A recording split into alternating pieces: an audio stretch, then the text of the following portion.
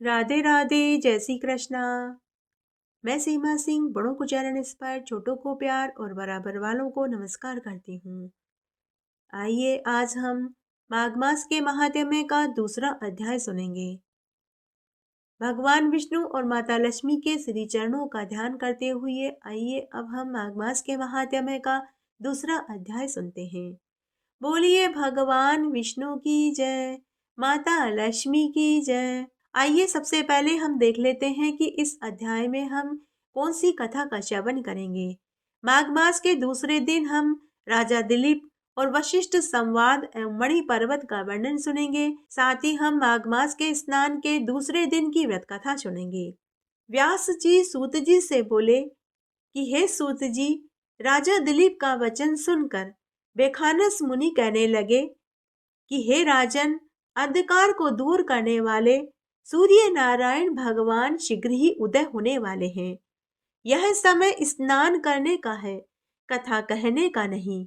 स्नान करके तुम अपने गुरुकुल वशिष्ठ जी से जाकर माघ मास के स्नान की महिमा और महात्म्य को पूछना। ऐसा कहकर मुनि तपस्वी स्नान करने के लिए सरोवर पर चले गए।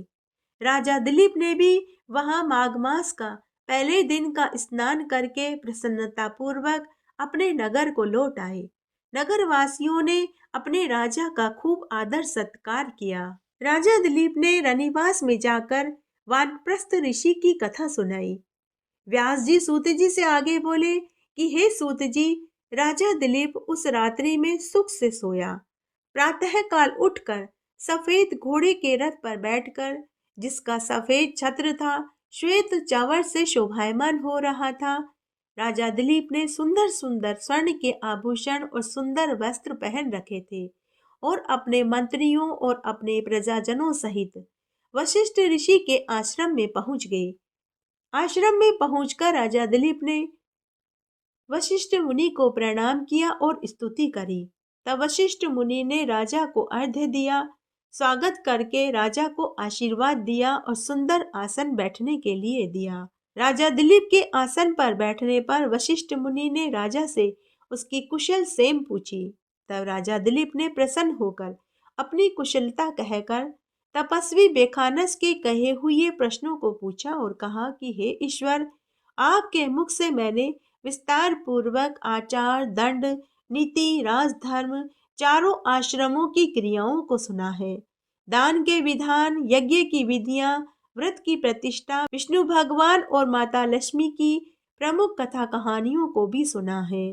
हे तपोधन, अब आप मुझे माघ मास के महात्म्य की विधि और नियम भी बताइए। वशिष्ठ मुनि राजा दिलीप से बोले कि हे राजन, आपने तीनों लोकों के कल्याण करने वाले मुनि और वनवासियों के भी अंतःकरण को पवित्र करने वाले माघ मास के बारे में पूछा है। हे राजन, जो पुरुष स्त्रियों के नेत्र रूपी कटाक्षों अर्थात उनके ऋतु भोग से खंडित नहीं हुए हैं और बिना अग्नि, बिना यज्ञ, बिना कुएं तालाब खुदवाए, बिना गाय, भूमि, तिल, वस्त्र, स्वर्ण, अन्न, घोड़ा आदि का दान किए ही इनका फल प्राप्त करना चाहते हैं और त्रिसप्ताह कठिन कृच्छ पराग व्रतों से अपने शरीर को बिना सुखाए इसके फल की कामना से बिना किसी यत्न के स्वर्ग प्राप्त करना चाहते हैं तो उन्हें माघ मास का स्नान अवश्य करना चाहिए। ऐसा करने से मनुष्य अवश्य ही बड़े परिवार वाला और चक्रवर्ती राजा बनता है। हे नृपश्रेष्ठ, दिव्य दृष्टि वाले महात्माओं ने कहा है कि माघ मास में यज्ञ, तप और दान से अनंत फल की प्राप्ति होती है। सकाम अथवा प्रजा के हित के लिए हरि भगवान के निमित्त जो माघ मास का स्नान करता है, उसको काया की शुद्धि, प्रीति, ऐश्वर्य और चारों प्रकार के फलों की प्राप्ति होती है। अदिति ने 12 बरस तक मकर संक्रांति में अन्न त्याग कर माघ मास में स्नान किया था, जिसके प्रभाव से उसके तीनों लोकों को उज्जवल करने वाले 12 पुत्र पैदा हुए थे। माघ मास में स्नान करने से ही रोहिणी सौभाग्यशाली और अरुंधति दानशीला हुई और शची अर्थात इंद्र की पत्नी शची सुंदर होकर सतखंडे ग्रह में निवास करती है। जो मकर संक्रांति में स्नान करते हैं और देवताओं का पूजन करते हैं, अतिथियों से परिपूर्ण सुंदर घर में वास करते हैं। ऐसे मनुष्य धन्य हैं। माघ मास याचक को सकाम होने पर फल देने से, काम मूल निष्काम होने से ज्ञान तथा मोक्ष को देने वाले हैं। जो श्रेष्ठ लोग दान करने वाले को, वन में तपस्या करने वालों को तथा अतिथि सत्कार करने वालों को प्राप्त होते हैं, लोग सदा माघ स्नान करने वाले लोगों को प्राप्त होते हैं। पुण्यशील होने पर सकामी मनुष्य स्वर्ग से वापस आते हैं, परंतु माघ स्नान करने वाले स्वर्ग से वापस नहीं लौटते। यह बात भृगु मुनि ने मणि पर्वत पर विद्याधरों से कही थी। तब राजा दिलीप मुनि वशिष्ठ से बोले कि हे ब्राह्मण, भृगु मुनि ने किस समय महीधर को धर्म का उपदेश दिया था? कौन सा उपदेश दिया था? कृपा करके आप मुझे सुनाइए, मेरे सुनने की अपार इच्छा है। तब मुनि वशिष्ठ राजा दिलीप से बोले कि हे राजन, एक समय 12 बरस तक बरसात न होने से सारी प्रजा दुखी होकर दसों दिशाओं में इधर उधर चली गई और हिमाचल तथा विंध्याचल के मध्य प्रदेश के छिन्न भिन्न होने से लोग आपदाग्रस्त हो गए। अर्थात राजा की प्रजा न होने से, होम श्राद्ध यज्ञ वेद अध्ययन धर्म लुप्त हो जाने से पृथ्वी मंडल फल फूल अन्न जल से शून्य हो गई। तब विंध्याचल के नीचे सुंदर रेवा नदी के तट पर, जो वृक्षों से आच्छादित था, ऐसे आश्रम से निकलकर भृगु ऋषि अपने शिष्यों के साथ हिमाचल पर्वत पर गए। वहां पर कैलाश पर्वत के पश्चिम की तरफ ऊंचे मणिकूट स्वर्ण पर्वत के नीचे का आधा भाग स्फटिक बिलोर जैसे सफेद रंग का था और बीच का भाग नील शिलाओं से युक्त था, जो सुंदरता में नीलकंठ पक्षी के समान प्रतीत होता था। इस पर्वत के बीच बीच में नीली और सुनहरी जो रेखाएं थी, वे काले मेघों में चमकती हुई बिजली की भांति शोभा देती थी। पर्वत की चोटी नीली और नीचे के कमर का हिस्सा सुनहरा होने से यह पीतांबर धारण किए हुए भगवान कृष्ण के सदृश शोभायमान प्रतीत होता था, जिसके स्वच्छ शरीर पर चमकती हुई दिव्य औषधियां रात्रि में अनेक प्रकार के दीपकों से भरपूर दिखाई देती थी, जो एक बड़ा महल सा दिखाई पड़ता था।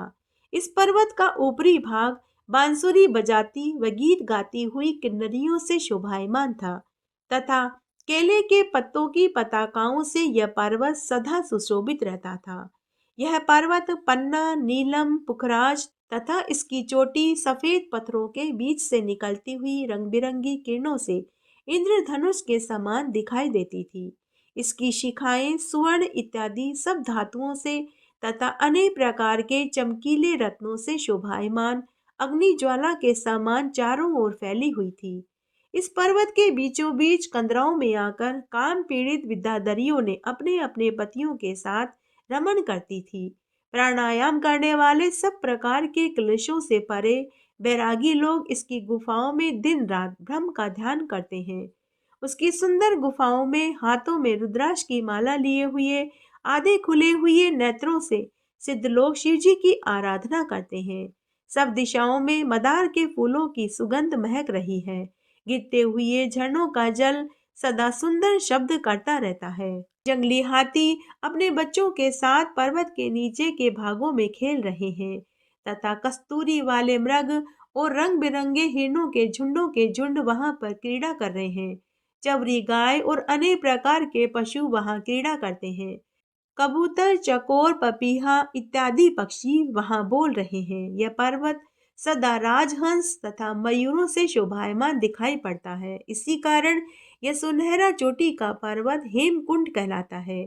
यहाँ सदा देवता और गुहक तथा अप्सराएं आदि वास करते हैं। बोलिए विष्णु भगवान की जय, बोलिए माता लक्ष्मी की जय, बोलिए कृष्ण कन्हैया लाल की जय, बोलिए राधा रानी की जय।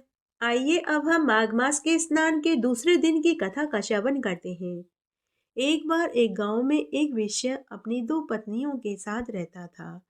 जब बड़ी पत्नी से वेश्या को औलाद सुख की प्राप्ति नहीं हुई, तो वेश्या ने अपनी बड़ी पत्नी के कहने पर दूसरा विवाह किया था। दूसरी पत्नी से वेश्या को दो बेटियां हुई। सौतन बड़ी ही झगड़ालू प्रवृत्ति की थी। वेश्या की बड़ी पत्नी का नाम रुक्मा था। वह विष्णु भगवान की परम भक्त थी। वह हर एकादशी का उपवास पूरे नियम धर्म से करती थी। साथ ही वह हर साल माघ मास का स्नान करती थी। घर का सारा कामकाज रुक्मा ही करती थी। इस तरह कई बरस बीत गए। फिर एक दिन वेश्या की अज्ञात बीमारी से मृत्यु हो गई।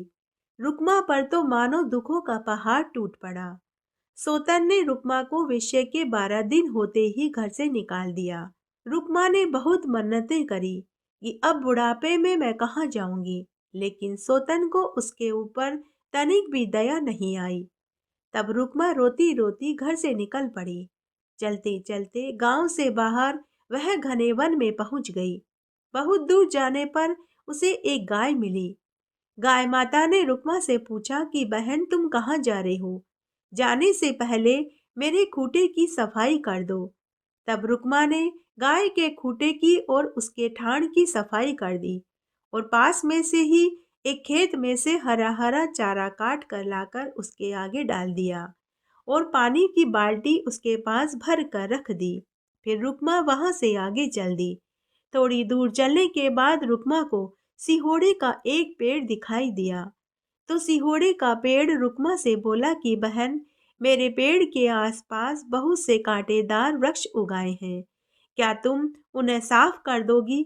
तो रुक्मा ने खूब मेहनत करके कांटेदार वृक्षों को काट दिया और वहां साफ झाड़ू लगा दी और फिर वह वहां से आगे चल दी।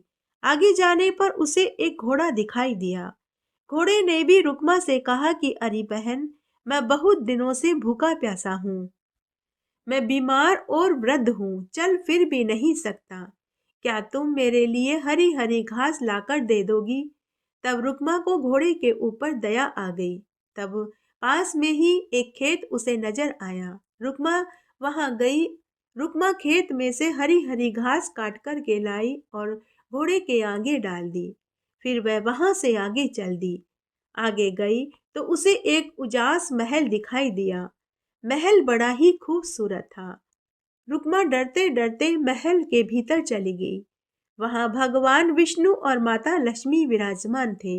रुक्मा को एक बार तो लगा कि कहीं मैं मर तो नहीं गई, कहीं मैं कोई स्वप्न तो नहीं देख रही हूँ, कि तभी माता लक्ष्मी ने रुक्मा से कहा कि हे पुत्री, आओ, हम तुम्हारी ही प्रतीक्षा कर रहे थे।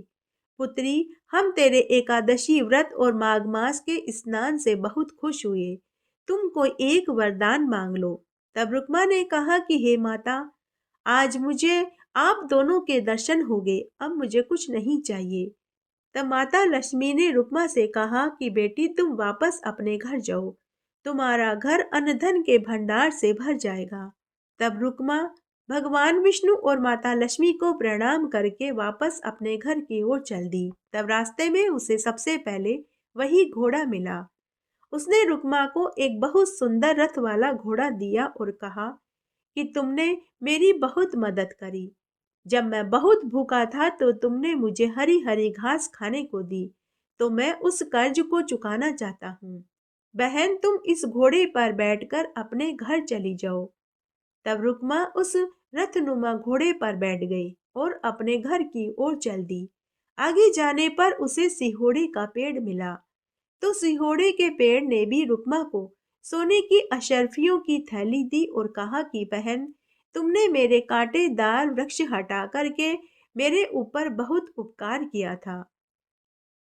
मैं तुझसे बहुत खुश हूँ, इसलिए तुम ये सोने की अशर्फियों की थैली ले लो।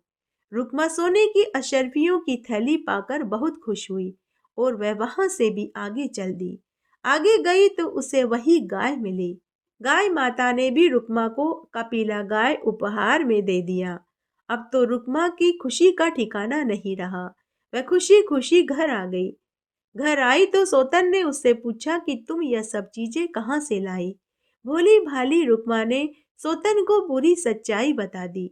सोतन उसी समय धन पाने की लालसा से अपनी दोनों बेटियों की जिम्मेदारी रुक्मा को सौंपकर घर से निकल पड़ी।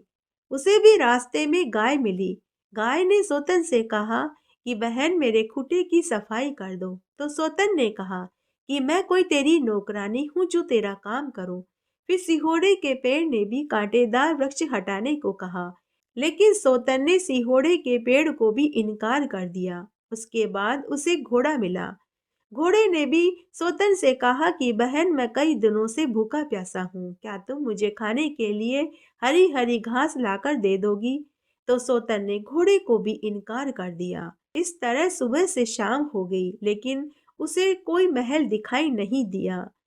वह थक हार कर भूखी प्यासी वापस गांव की ओर चल दी।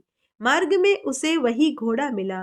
घोड़े ने सोतन के दुलत्ती मारी, फिर सिहोड़े के पेड़ की एक भारी भरकम डाल उसके सिर पर आकर गिरी। गाय ने भी सोतन को खूब सींगों से मारा। इस तरह सोतन गिरती पड़ती अपने घर पहुंच गई। हे विष्णु भगवान, जैसे आपने रुक्मा को उसके व्रत और माघ मास के स्नान का फल दिया, वैसे सबको देना। कहानी कहने वाले को, सुनने वाले को और हुक्कारा भरने वाले को। माघ मास में सभी कथा कहानियों के साथ में धर्मराज जी की कहानी जरूर सुननी चाहिए। आइए अब हम धर्मराज जी की एक पौराणिक कथा का श्रवण करते हैं। बोलिए धर्मराज जी की जय। एक बार एक गांव में दो पक्की सहेलियां थी। एक जमींदार की बेटी थी तो दूसरी ब्राह्मण की गरीब बेटी थी। लेकिन दोनों सहेलियों में पक्की मित्रता थी। दोनों साथ साथ पढ़ती, साथ साथ खेलने जाती। दोनों के मकान भी पास पास ही थे। हर बार त्योहारों पर दोनों सहेलियां बड़े प्रेम भाव से मिलती, साथ साथ होली खेलती, साथ साथ ही गणगौर पूजने जाती। सारे काम वे साथ साथ ही करती थी। इस तरह उनका पूरा बचपन साथ साथ ही बीत रहा था। साथ साथ ही उनकी युवा अवस्था आई। इसे संयोग ही कहें कि दोनों सहेलियों का विवाह भी एक ही दिन एक ही गांव में हो गया। जमींदार की बेटी बहुत अमीर थी तो उसे अमीर घराना मिला। ब्राह्मण की बेटी गरीब थी तो उसे गरीब पुजारी के पुत्र से विवाह हुआ। दोनों सहेलियां अपने अपने ससुराल में खुशी खुशी जीवन बिता रही थी। तब एक दिन की बात है। हमेशा की तरह गरीब सहेली अपने पुजारी पति के साथ मंदिर में उनकी मदद कराने गई हुई थी। तब गांव की कुछ औरतें मंदिर में आई और पुजारी जी से पूछने लगी कि पुजारी जी, मकर संक्रांति से धर्मराज जी की कहानी सुनने का क्या नियम है? कैसे कहानी सुनते हैं, क्या खाते हैं, कितने दिन कहानी सुनते हैं और उद्यापन की क्या विधि है? साथ ही मकर संक्रांति से और कौन कौन से नियम लिए जाते हैं वो भी बताइए। तब गांव की औरतें पुजारी जी से यह सब पूछ रही थी तो गरीब सहेली यह सब बातें सुन रही थी। तब गरीब सहेली के पति ने गांव की महिलाओं से कहा कि मकर संक्रांति के दिन से धर्मराज जी की पोपाबाई की धरती माता की कहानी सुनने का नियम लेते हैं। धर्मराज जी की कहानी कोई साल भर सुनता है, कोई 6 महीने, कोई सवा महीने तो कोई 7 दिन सुनता है। पहले मैं आप सबको धर्मराज जी के व्रत के नियम बताता हूँ। इसमें धर्मराज जी के 10 नियमों का पालन करते हैं। झूठ, चोरी, परनिंदा, कपट, छल, द्वेष भाव, सत्य बोलना, ब्रह्मचारी का पालन करना, दूसरे का अन्न न खाना, दान पुण्य करना, ये 10 नियम हैं। कहानी सुनते समय एक कटोरी ज्वार और एक कटोरी बाजरी रखकर घी का दिया जलाकर के कहानी सुनते हैं। एक समय शाकाहारी भोजन करते हैं। कपटी व पाखंडी लोगों से बातचीत नहीं करते। भजन कीर्तन में समय बिताते हैं। फिर ज्वार व बाजरी रोज कहानी सुनने के बाद चिड़ी कबूतरों को डाल देते हैं। उसके बाद धर्मराज जी के व्रत का उद्यापन करते हैं। उद्यापन में एक बांस की छाबड़ी में 1.25 सेर बाजरी, 1.25 सेर ज्वार, चांदी की नाव, सिड्डी, ब्राह्मण ब्राह्मणी के 5-5 कपड़े, धर्मराज जी और चित्रगुप्त जी की सोने चांदी की मूर्ति। अगर सोने चांदी की मूर्ति बनाना संभव न हो तो तस्वीर ले सकते हैं। यथाशक्ति दक्षिणा के रुपए रखें। ब्राह्मण को गौदान करें। रजाई, गद्दा, तकिया, कंबल, चद्दर, खड़ाऊ, जूते, छाता, छड़ी, शैया ब्राह्मण को दान में दें। ब्राह्मण ब्राह्मणी को ये सभी सामान भोजन करा कर के दान में दें। इस तरह पुजारी जी ने उनको धर्मराज जी की कहानी के व्रत की पूरी विधि बताई। जब सभी गांव की महिलाएं चली गई, तब गरीब की बेटी अपने पति से बोली कि सुनो जी, मैं भी धर्मराज जी का व्रत करना चाहती हूँ, मैं भी कहानी सुनूंगी। तब उसका पति बोला कि भगवान, हम बहुत गरीब हैं, हमारे पास उद्यापन करने के लिए इतना धन कहाँ से आएगा। तब उसकी पत्नी बोली कि जैसी हमारी क्षमता होगी हम उतना ही दान पुण्य कर देंगे। फिर घर आने के बाद गरीब सहेली ने अपनी सास को कहा कि माँ जी, मैं मकर संक्रांति से धर्मराज जी की कहानी सुनने और व्रत का नियम लूंगी। तो सास बोली कि बहू, जो तेरी इच्छा है वह तू कर, क्योंकि मैं धर्म के मार्ग में आड़े नहीं आऊंगी। फिर गरीब सहेली ने मकर संक्रांति से धर्मराज जी की कहानी कहने और सुनने का नियम लिया। उसकी सास रोज उसे कहानी सुनाती। वह एक मुट्ठी ज्वार और एक मुट्ठी बाजरी लेकर कहानी सुनती, घी का दिया जलाती और उस मुट्ठी बाजरी और ज्वार को घर की छत पर चिड़ी कबूतरों को डाल देती। साथ ही उसने घर की छत पर चिड़ी कबूतरों के पीने के लिए एक कटोरे में पानी भरकर भी रखा। उसकी सास बड़ी ही नेक दिल की महिला थी। उसने अपनी बहू से खूब दान पुण्य भी करवाए। अब वह रोज ब्रह्म मुहूर्त में उठती, स्नान आदि करने के बाद सूर्य नारायण भगवान को अर्घ्य देती, तुलसी जी को दिया बाती करती, पीपल पतवारी सींचती, पहली रोटी गाय को और आखिरी रोटी कुत्ते को देती। गरीब सहेली ने अपनी सास के कथना अनुसार साल की 24 एकादशियों के व्रत करे। पोपाबाई की कहानी सुनी, उद्यापन किया। धरती माता की कहानी सुनी, उद्यापन किया। तब एक बार की बात है, उसकी अमीर सहेली गरीब सहेली से मिलने उसके ससुराल में आई। उस समय वह धर्म कर्म के काम कर रही थी। अमीर सहेली ने देखा तो वह अपनी गरीब सहेली से बोली कि मैं इतने समय बाद तुझसे मिलने आई हूँ, लेकिन तेरे पास तो मेरे से बात करने का समय ही नहीं है। पता नहीं क्या धर्म कर्म करती रहती है। गरीब सहेली ने हंसकर टाल दिया। इस तरह समय बीतने लगा। फिर से अमीर सहेली एक दिन वापस गरीब सहेली से मिलने आई। उस दिन उसका माघ मास की संकष्टी चतुर्थी का व्रत था। उसकी सास उसे कथा कहानियां सुना रही थी।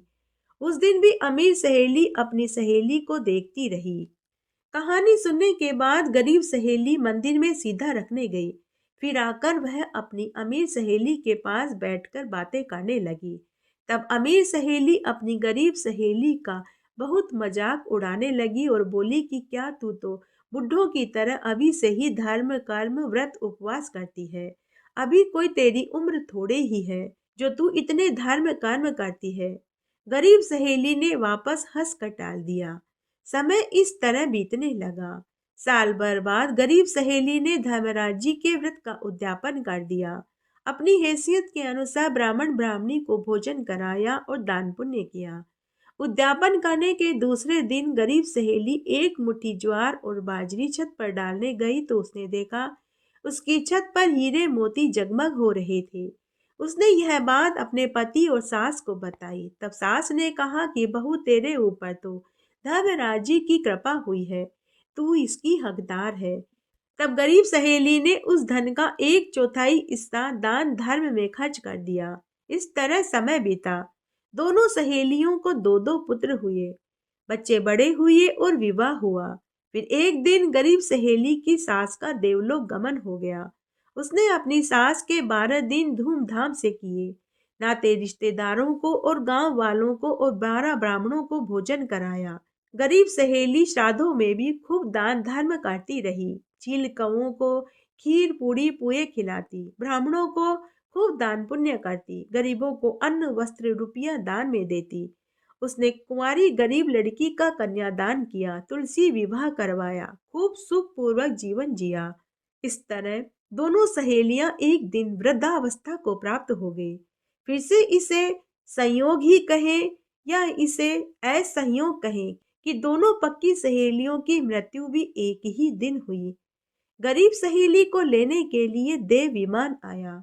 वह देव विमान में बैठकर धर्मराज जी की चौखट पर पहुंची। उसे एक महलनुमा आलीशान कमरे में सोने के सिंहासन पर बैठाया गया। नौकर चाकर उसकी सेवा टहल करने लगे। कोई पंखा ढुलका रहा था तो कोई जल की झारी लिए खड़ा था तो कोई 36 तरह के व्यंजन थाल में लेकर खड़ा था। खूब सारे नर्तक नर्तकी उसका मन बहलाने के लिए नृत्यगान कर रहे थे।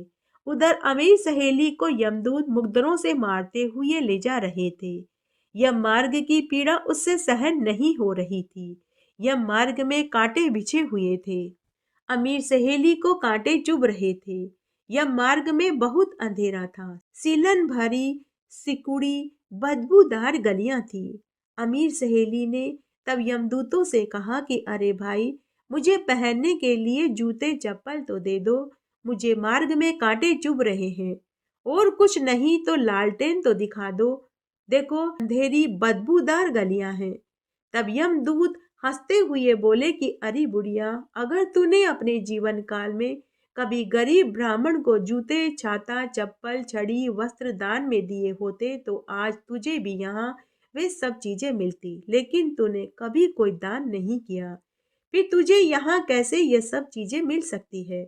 और बुढ़िया, तूने कभी भगवान के सामने घी का दीपक जलाया था, फिर तुझे कैसे यम मार्ग में रोशनी मिल सकती है? अरे बुढ़िया, मनुष्य जो कर्म धरती पर करता है उसका फल उसे यहाँ भोगना पड़ता है। इस तरह अमीर सहेली यम मार्ग का रास्ता बड़ी कठिनाई से पार कर रही थी। तभी उसे भूख प्यास सताने लगी। तब उसने यमदूतों से पीने को पानी और भोजन मांगा। फिर से यमदूतों ने कहा कि अरे बुढ़िया माई, तूने कभी किसी प्यासे को पानी पिलाया था? किसी गरीब भूखे को भोजन खिलाया था? अगर तू मृत्युलोक में प्यासे को पानी और भूखे को भोजन खिलाती तो आज तुझे भी यहाँ पीने को पानी मिलता और खाने को भोजन मिलता। तब अमीर सहेली सोचने लगी कि हे स्वार्थी जीव, मैं कितनी मूर्ख और स्वार्थी थी। मेरे पास धन की कोई कमी नहीं थी, लेकिन फिर भी न तो मैंने कोई दान धर्म किया, न ही कोई व्रत उपवास किया। ऐसा सोचते सोचते वह धर्मराजी की चौखट पर पहुंच गई। उसने देखा वहां मृत्यु लोक में आए सभी लोग अपने अपने कर्मा अनुसार फल भोग रहे थे। कोई गरम तेल के कड़ाह में पड़ा छटपटा रहा था, तो कोई कीड़े मकोड़े और सर्प बिच्छू के कुएं में पड़े थे, तो कोई अग्नि के कुएं में उल्टा लटका हुआ था, तो कोई चीख चिल्ला रहा था। वहां चीखने चिल्लाने की भयंकर आवाजें आ रही थी। तब अमीर सहेली यह सब कुछ देखकर डर गई। तभी उसकी नजर गरीब सहेली पर पड़ी, जो महल नुमा कमरे में सोने के सिंहासन पर बैठी हुई थी। बहुत सारे नौकर चाकर उसकी सेवा टहल कर रहे थे। वह अभी वह यह देखकर पछताने लगी। तभी धर्मराज जी ने चित्रगुप्त जी से अमीर सहेली के कर्मों का लेखा जोखा बताने के लिए कहा। चित्रगुप्त जी ने धर्मराज जी से कहा कि हे धर्मराज जी, इसने अपने जीवन काल में कोई दान पुण्य व्रत उपवास नहीं किया। यहाँ तक कि इसकी गरीब सहेली धर्म कर्म व्रत उपवास और दान पुण्य करती थी तो यह उसका मजाक उड़ाती थी। तब गुस्से में भरकर धर्मराज जी ने कहा कि इसे गरम तेल के कड़ा में डाल दो।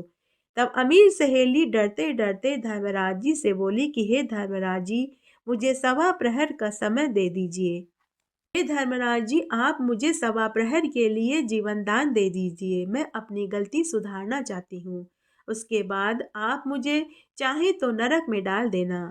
तब धर्मराज जी को उसके ऊपर दया आ गई। उन्होंने उसे सवा प्रहर का जीवन दान दे दिया।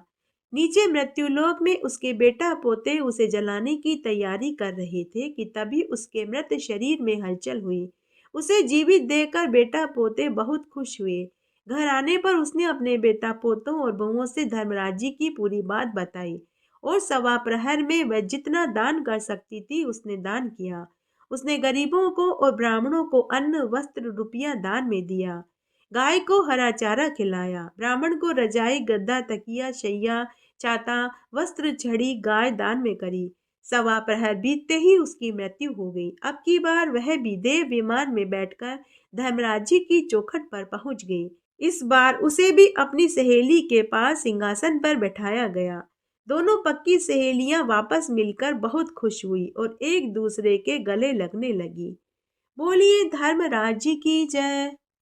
माघ महीने में भगवान श्री कृष्ण की पूजा के लिए ओम श्री नाथाय नमः मंत्र का जाप किया जाता है। माघ महीने में भगवान कृष्ण की पूजा विशेष रूप से लाभदायी मानी जाती है। इस महीने में भगवान कृष्ण की पूजा के अलावा भगवान विष्णु और सूर्य की पूजा भी करनी चाहिए। भगवान कृष्ण को प्रसन्न करने के कुछ मंत्र इस प्रकार हैं। ओम नमो भगवते वासुदेवाय नमः है। दूसरा है ओम कृष्णाय नमः है। तीसरा है कृष्णाय वासुदेवाय हरिये परमात्मने प्रणतः क्लेश नाशाय गोविंदाय नमो नमः है। भगवान कृष्ण की पूजा से जुड़ी कुछ बातें इस प्रकार है।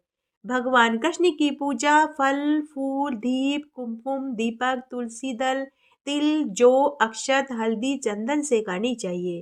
कहते हैं कृष्ण भगवान को स्नान ध्यान कराकर उनका श्रृंगार कर दर्पण दिखाने से भगवान कृष्ण बहुत जल्दी प्रसन्न हो जाते हैं। भगवान कृष्ण के प्रति सम्मान और भक्ति दिखाने के लिए ओम कृष्णाय नमः मंत्र का जाप किया जाता है। माघ मास में इन मंत्रों का जाप अवश्य करें।